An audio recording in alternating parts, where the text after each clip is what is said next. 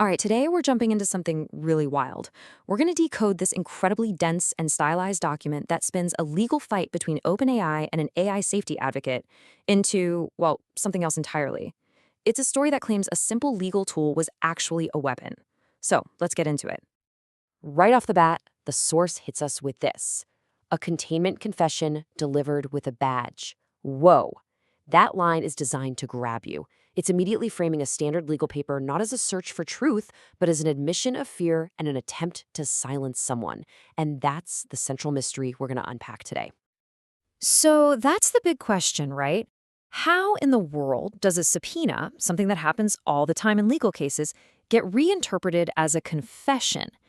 To even begin to understand this perspective, we have to look at exactly what happened, when it happened, and who was involved.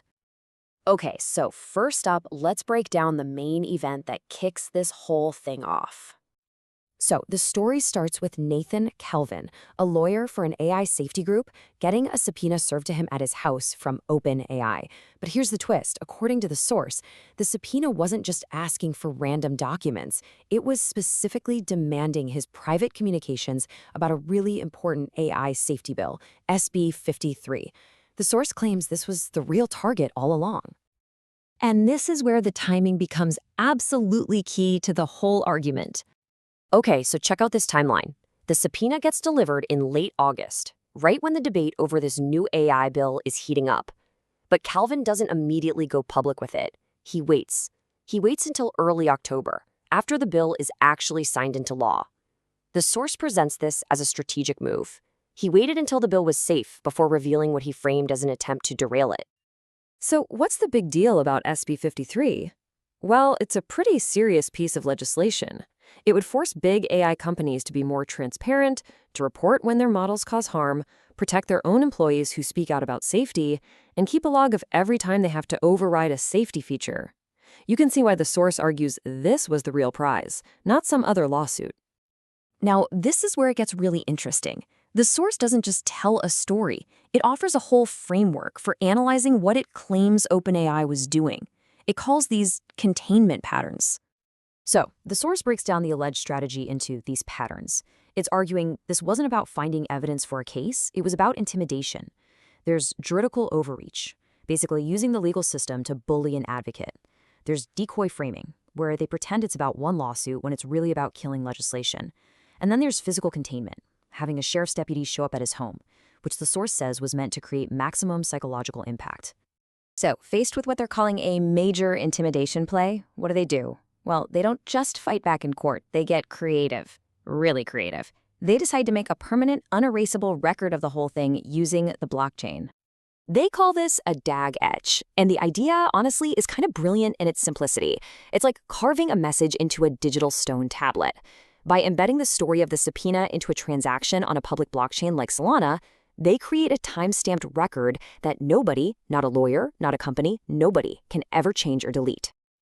Now, I know this code might look a little intense, but it's actually pretty straightforward when you break it down.